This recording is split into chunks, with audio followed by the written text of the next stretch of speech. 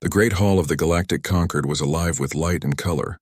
Ships from dozens of species had arrived at Earth's orbital station, all waiting for the first official council where humanity would take its place among the stars. For many humans, this moment was the proudest in history. They had worked for decades to reach this point, building ships, learning alien languages, and proving they were worthy of joining the great community. But not everyone in the chamber believed humanity deserved to be there. Among the arrivals was Vurak, a tall, crystalline being whose people were one of the oldest members of the Concord. His body shimmered like glass, and his 4 golden eyes gleamed with cold amusement as he looked upon Earth's representatives. Vurak had been chosen as one of the lead diplomats, and he made no effort to hide his opinion of humans. To him, they were nothing but noisy children who had stumbled into a hall meant for adults. He floated above the polished floor, carried by the energy fields that surrounded his form. Every movement looked rehearsed, elegant, and designed to remind others of his superiority. He ignored the humans waiting at the edge of the chamber. Instead, he spoke only to his translator sphere, a hovering machine that echoed his words in different languages. His voice was smooth but heavy with arrogance. "It is curious," he said, "that a species so fragile and so young should be seated among us. The Concord grows careless if this is the standard now." The humans heard his words through their earpieces, but they stayed quiet. They had been warned that some species would be difficult. Still, it was hard not to feel the sting. At the back of the group stood Clara, a young assistant assigned to the delegation. She was not a diplomat or a soldier, only an aide meant to handle notes, schedules, and small details. Her role was simple, but to her, being present in the hall was a dream. She had grown up reading about the stars, wondering if she would ever see them. Now she stood among beings from across the galaxy. Clara watched Vurak carefully. His arrogance was clear from the way he never looked at humans directly. Even when the Earth's lead ambassador introduced himself with respect, Vurak refused to meet his eyes. He responded only to the translator sphere, as though speaking to humans directly would lower him. Clara found it strange. To her, diplomacy was about connection. But here was a creature who thought silence and distance made him greater. The meeting began, and one by one representatives gave their greetings. Some species welcomed humanity with cautious curiosity, while others stayed neutral. Only Vurak chose open disdain. His words carried across the chamber, sharp as blades hidden under silk. "This species has not yet passed a single millennium of exploration," he declared. "Their world is still burdened with conflict and waste. Why must we waste our time with them?" The humans sat still, their faces calm, but Clara could see the tension in their hands. She knew they had been trained to endure such insults. This was not a battlefield where strength could be shown with weapons. This was a council where patience and dignity were the real armor. Still, the silence in the face of such arrogance made her heart race. Vurak seemed to grow taller with every word. He enjoyed the silence, believing it was proof of human weakness. The council chamber, filled with representatives of many races, listened without comment. Some eyes glimmered with amusement, others with pity, but no one interrupted him. To them, Vurak was too old, too powerful, and too respected to be challenged easily. Clara lowered her gaze to the polished floor, but she kept listening. She could feel the weight of the moment pressing down on her chest. She wondered if this was what humans would face every time they came to the Concord. Dismissals, mockery, and cold laughter behind polite masks. But even as she thought it, she felt a small flame of stubbornness grow inside her. Humans were new here, yes, but that did not mean they were weak. They had crossed the void of space with fragile bodies and stubborn hearts. They had built ships out of nothing but courage and hope.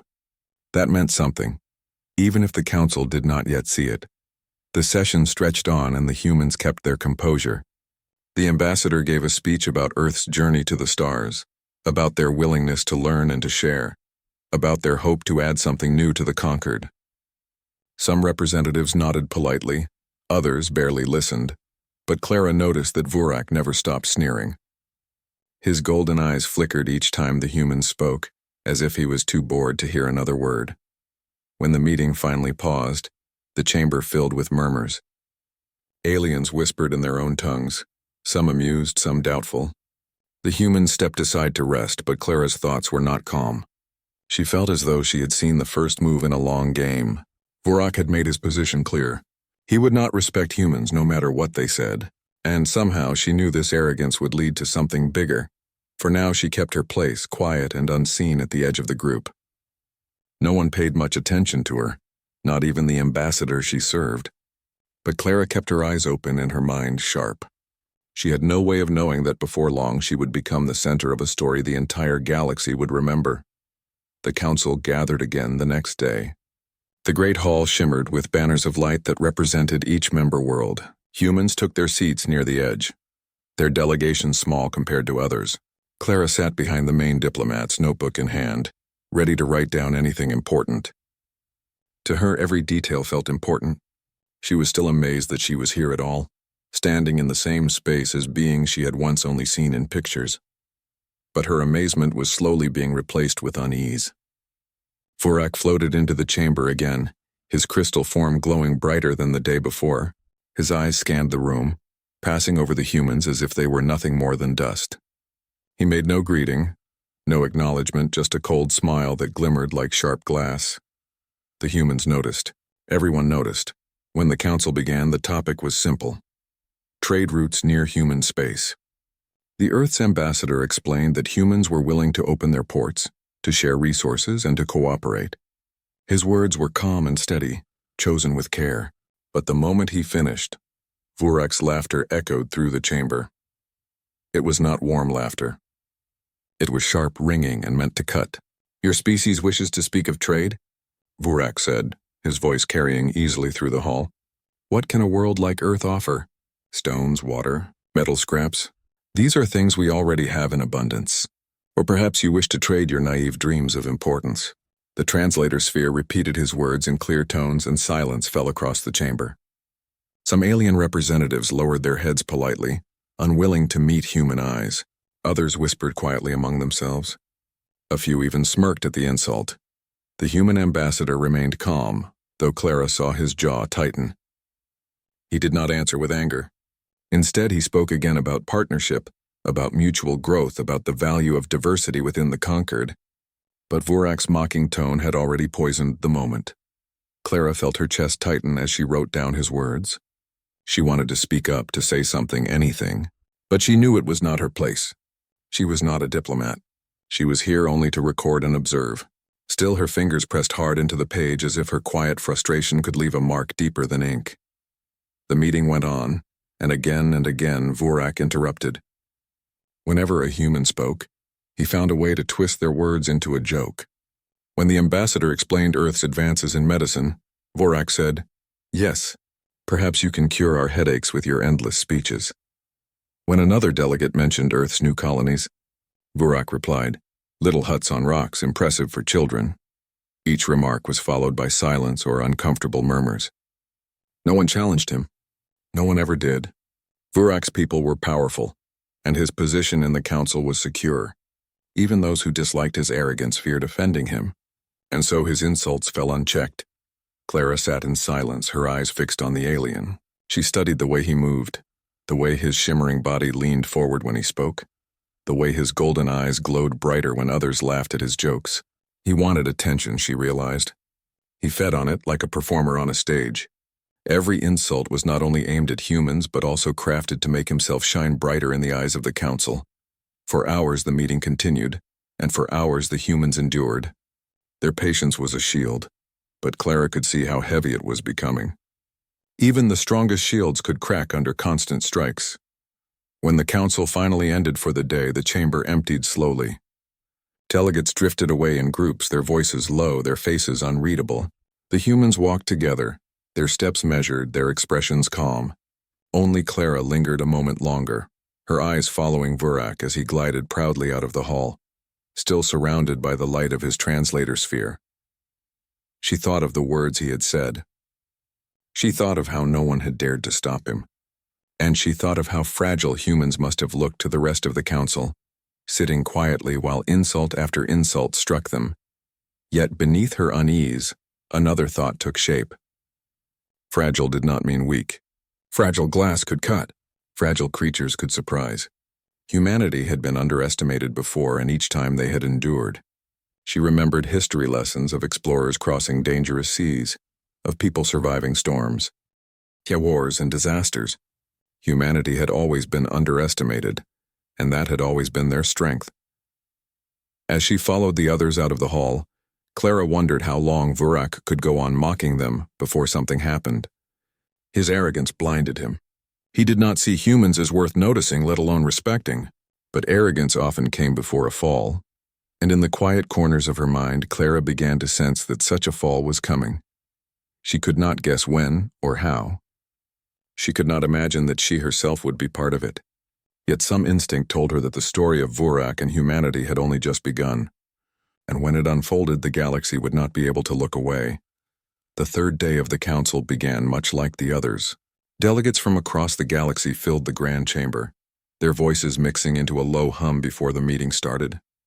Humans arrived quietly, their faces calm, though Clara could sense the tiredness in their movements.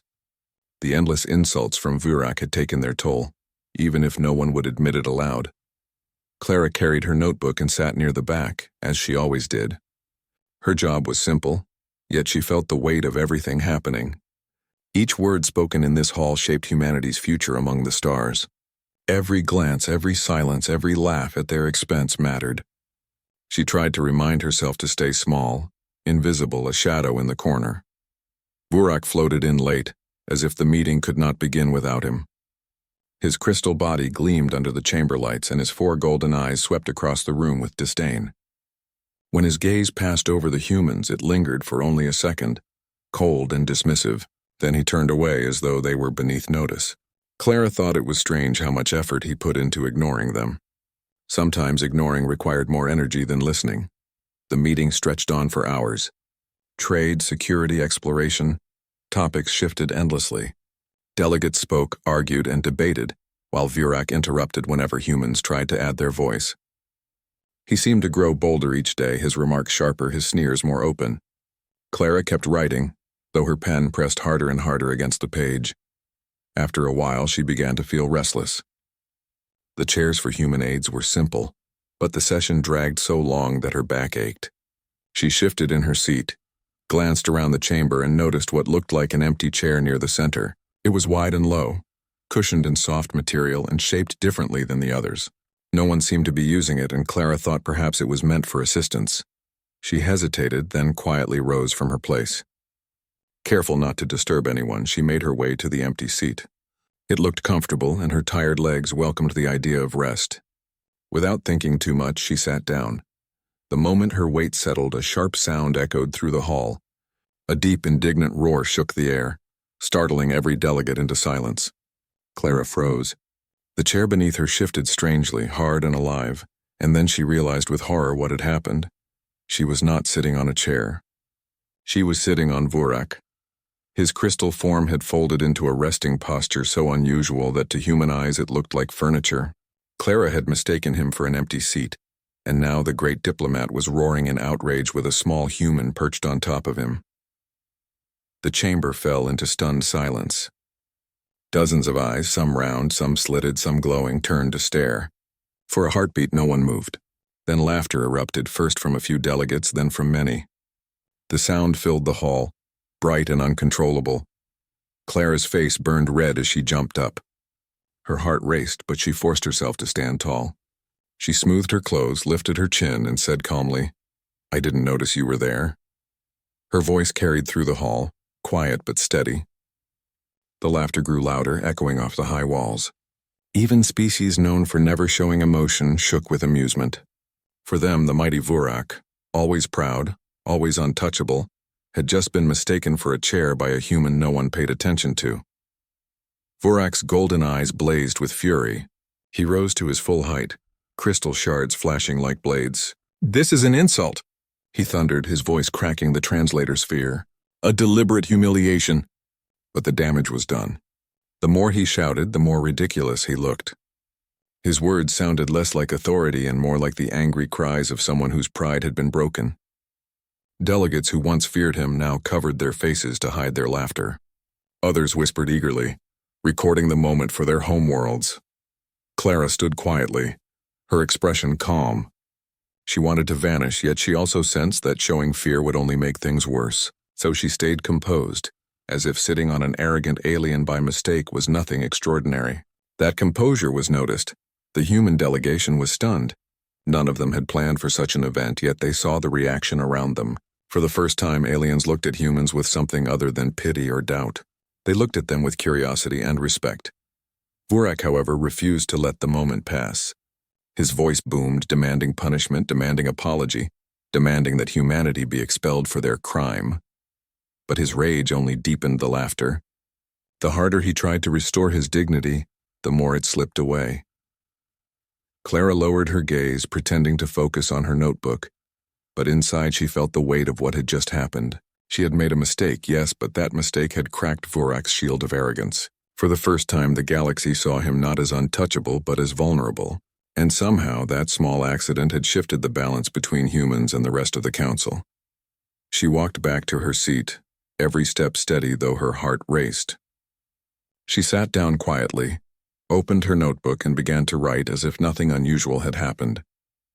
Around her, the chamber buzzed with laughter, whispers, and disbelief.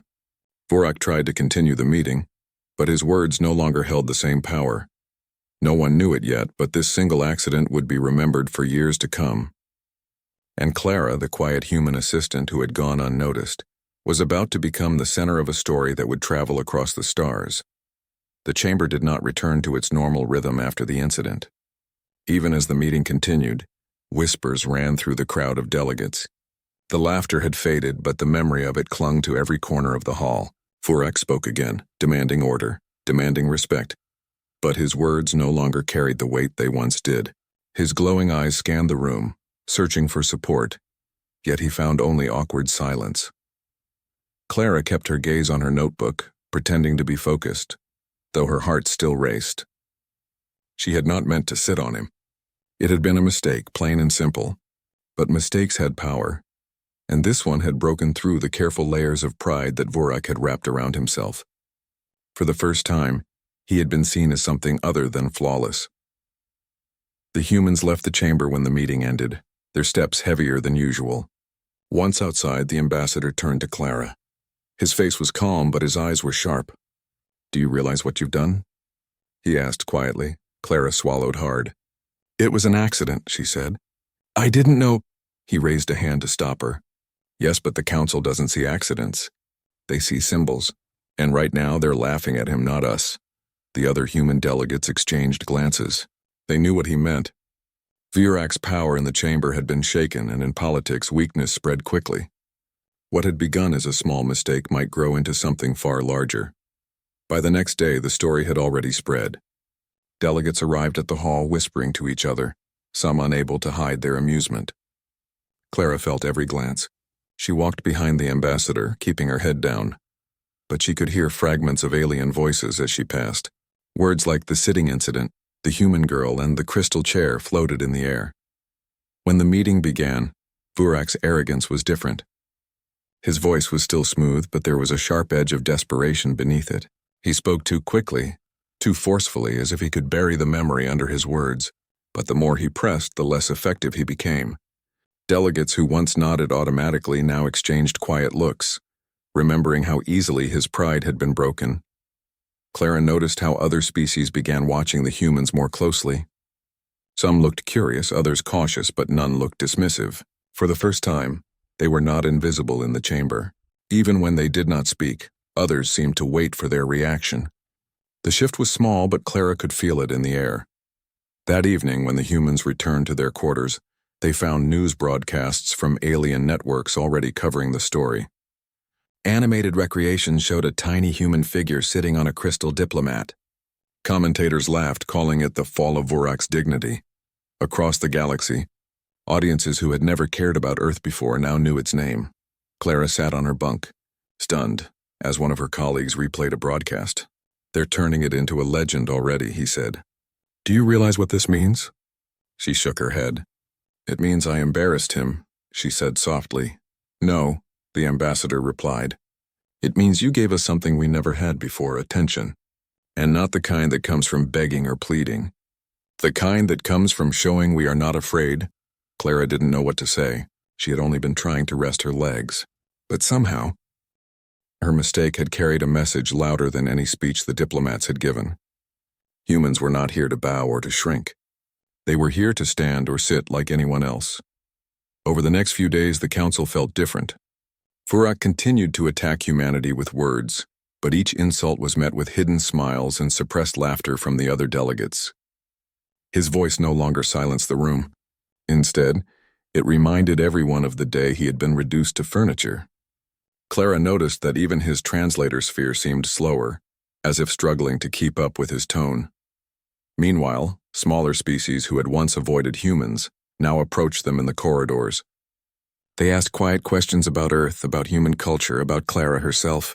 Some even asked if the story was true, and when Clara confirmed it with a small nod, they chuckled with admiration. It was as if humanity's status had shifted overnight. Clara, however, did not feel like a hero. She still kept her head low, still carried her notebook, still tried to fade into the background. But no matter how hard she tried, she could not erase the way people looked at her now. She had become a symbol, and symbols were not easily forgotten. Vurak noticed too. His golden eyes followed her more often during meetings, sharp and burning. She could feel his anger each time she moved, each time she breathed. To him, she was not just an assistant anymore. She was the one who had humiliated him before the entire galaxy. And though Clara did not seek attention, she began to understand something important. Vurak had all the power of age, wealth, and tradition behind him, yet all it took was one human's mistake to make him stumble. That truth gave her courage, even if she kept it hidden behind calm eyes. The ripple of her action was still spreading, and no one could predict where it would end. But for the first time, humanity's voice had been noticed. And for the first time, Vurak's arrogance was not untouchable. The council chamber no longer felt the same after the incident. The change was not loud or sudden, but it was steady and clear.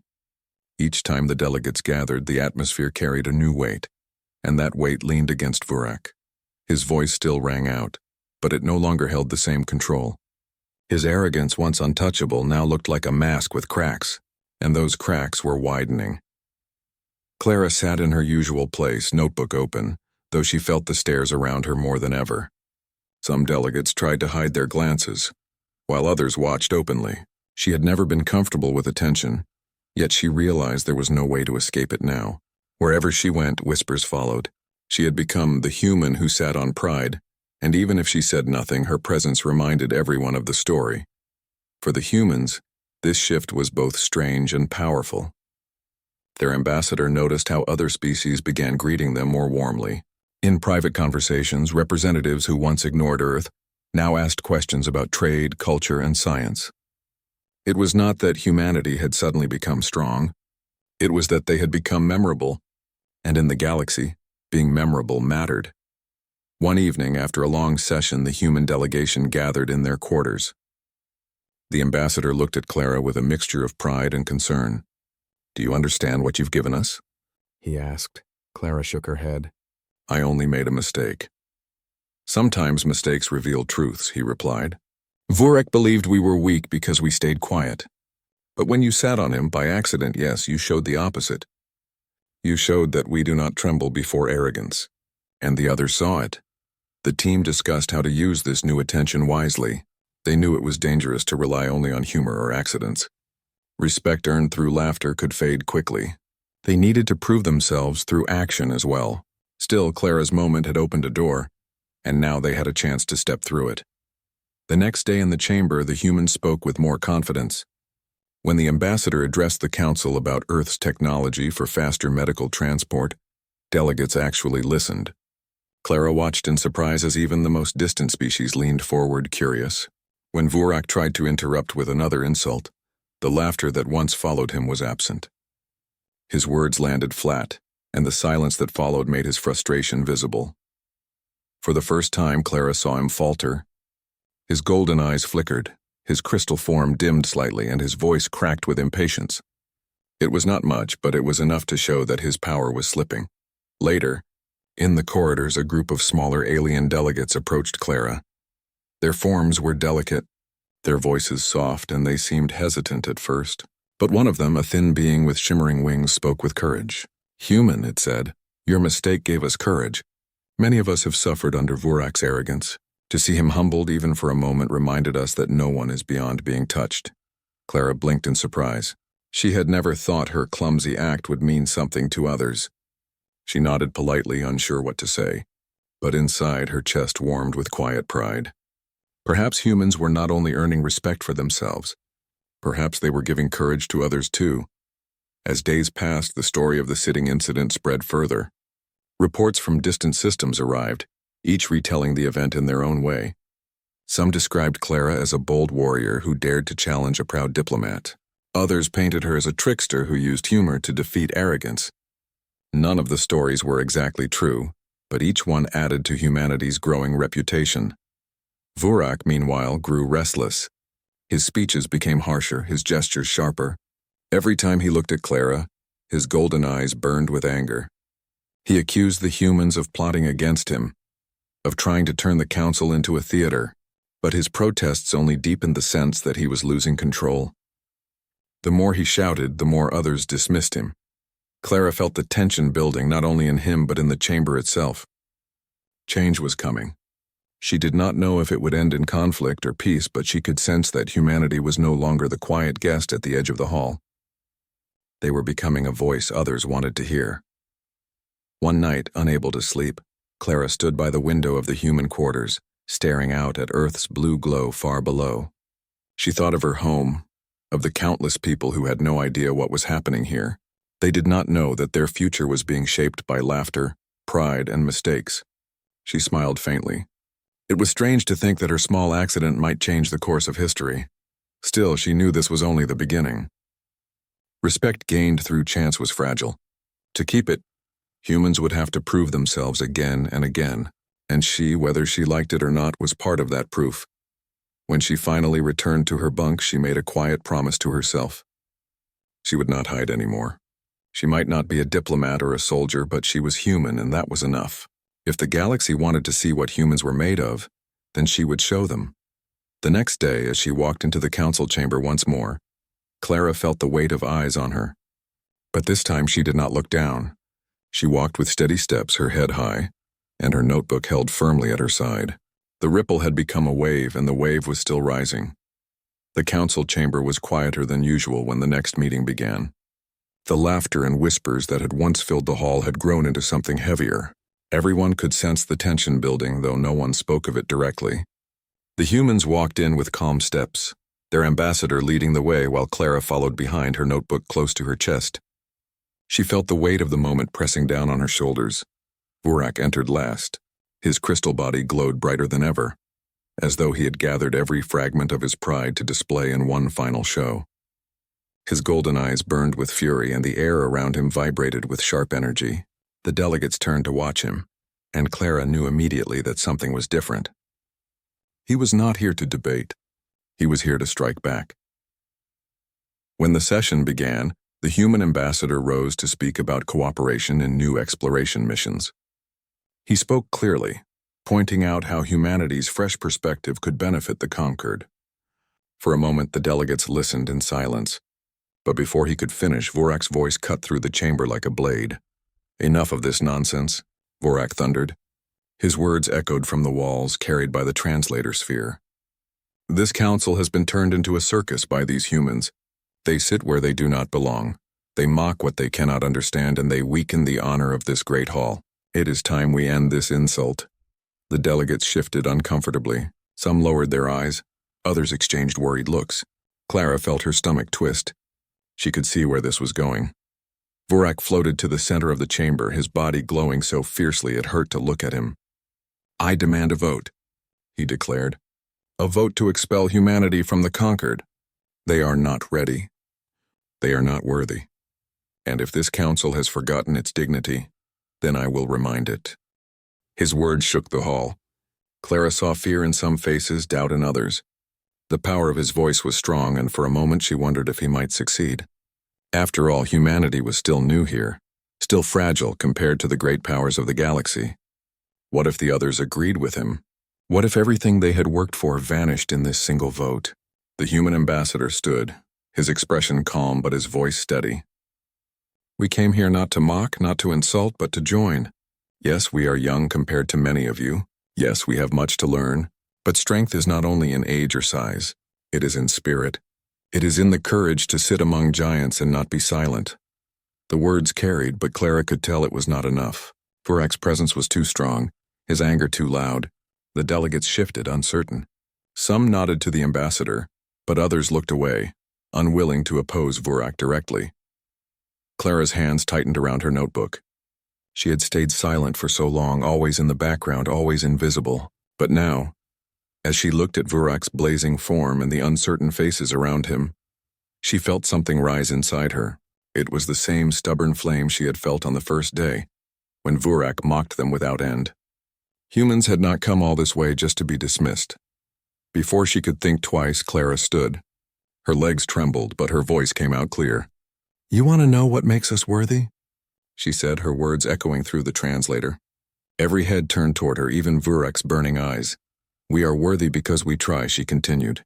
"We are worthy because when others say we are weak, we keep standing.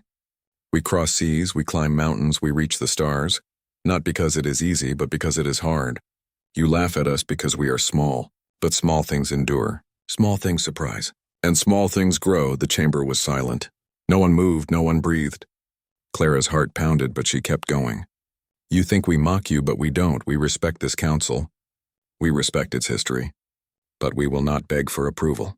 We will earn it, whether it takes years or centuries. You cannot stop us. No one can, because that is what it means to be human." Her words hung in the air like fire. The silence stretched, and then something remarkable happened. A delegate from a winged species rose and clapped its delicate hands together, creating a sound like soft bells. Then another followed, and another. Soon the chamber filled with the sounds of approval, some clapping, some tapping, some humming in their own cultural gestures of respect. Vurak's golden eyes flared with rage. He shouted, his voice cracking, but no one joined him. His demands for expulsion were drowned out by the wave of support rising around the humans. For the first time, his voice was powerless. Clara stood frozen, her cheeks burning, her hands shaking. She had not planned to speak. She had not wanted to speak. But her words had reached them, and she could see it in their eyes. The council no longer looked at humanity with doubt. They looked with recognition. The human ambassador stepped forward and placed a hand on Clara's shoulder. "Well said," he whispered. She lowered her gaze, embarrassed. But inside she felt stronger than she ever had before. Vurak retreated, his crystal form dimming as he floated back to his seat. His fury was clear, but it no longer mattered. The tide had turned. The council had heard humanity's voice, not from a grand diplomat, but from a simple assistant who spoke with honesty and courage. The meeting ended not with a vote to expel humanity, but with agreements to include them in upcoming missions. The shift was complete. Humans were no longer shadows at the edge of the hall. They had stepped into the center, and the galaxy had listened. As the delegates left, Clara sat quietly in her chair, her heart still racing. She had not meant to change anything, yet somehow she had changed everything. The council chamber felt different on the final day. The air was still almost electric, as if everyone was holding their breath. Delegates entered cautiously, some still amused by the stories of the sitting incident and Clara's words. Some still wary of Vurak. Humans walked in with quiet confidence, their ambassador leading the way, and Clara followed closely behind, her notebook clutched in her hands. She had learned over the past days that even small gestures could carry weight, and she moved carefully, aware that her presence now commanded attention. Vurak entered last, as always, his crystal body gleaming with energy. But this time he was different. He had lost some of his grandeur. His golden eyes still burned with anger, but there was a cautiousness there, a recognition that his dominance was no longer absolute. He scanned the chamber, searching for allies, but many delegates avoided his gaze. His words had lost their power. The meeting began with discussions on joint exploration missions, trade agreements, and shared research initiatives. Each topic that humans contributed to was now met with curiosity and respect rather than mockery. When the ambassador spoke, delegates listened. When Clara took notes, some even leaned forward, asking questions in quiet tones. It was clear that humanity's presence was no longer symbolic. It was valued. Vurak tried to regain his influence, speaking with sharp words, attempting to undermine the humans. But each effort only reminded the council of his previous humiliation. His voice, once dominant, now sounded desperate, like a fading echo of authority. Delegates whispered behind their hands, sharing glances that betrayed their amusement. The story of the human assistant who had sat on Vorak had traveled far, and no one forgot it. Clara stayed in the background, quietly observing. She did not seek attention, yet she could feel the respect growing around her. Delegates who had once ignored her now nodded politely as she passed. Some even spoke softly, asking about Earth and her experiences. She had become a symbol, though she still felt like a small part of the greater whole. Vorak's frustration grew. His attempts to dominate the discussion became more forceful, more theatrical. But the chamber no longer responded as he hoped. His golden eyes flickered with irritation, his crystal body pulsing with energy that failed to command the same attention it once had. The council had seen his arrogance crumble, and there was no going back. Finally, after hours of discussion, the human ambassador stood and addressed the council one last time. His words were calm, steady, and firm. He spoke of cooperation, of shared growth, and of the future that humanity hoped to build alongside the other members of the Conquered. The delegates listened quietly, nodding in agreement. Vorak's protests were weak now. He opened his mouth to speak, but no one listened. His reputation had shifted from authority to arrogance, from fearsome diplomat to cautionary tale. For the first time, he realized that no amount of force or anger could restore the respect he had lost. Clara, watching quietly, felt a mixture of relief and astonishment. She had not intended to change anything. She had only acted by instinct, speaking honestly when it mattered most. Yet her presence, her courage, and her words had shifted the balance. Humans were no longer seen as insignificant. They were recognized not for their size or age, but for their spirit, their determination, and their willingness to stand firm. As the session ended, the council chamber filled with quiet conversation. Delegates moved in small groups, discussing agreements, ideas, and plans. Humans were approached by several species offering alliances, suggestions, and invitations for collaboration. Clara noticed some even asking personal questions about her life on Earth, curious about the human perspective that had surprised the galaxy. Vorak remained in his place, his golden eyes lowering as he realized the truth. The council had moved on without him.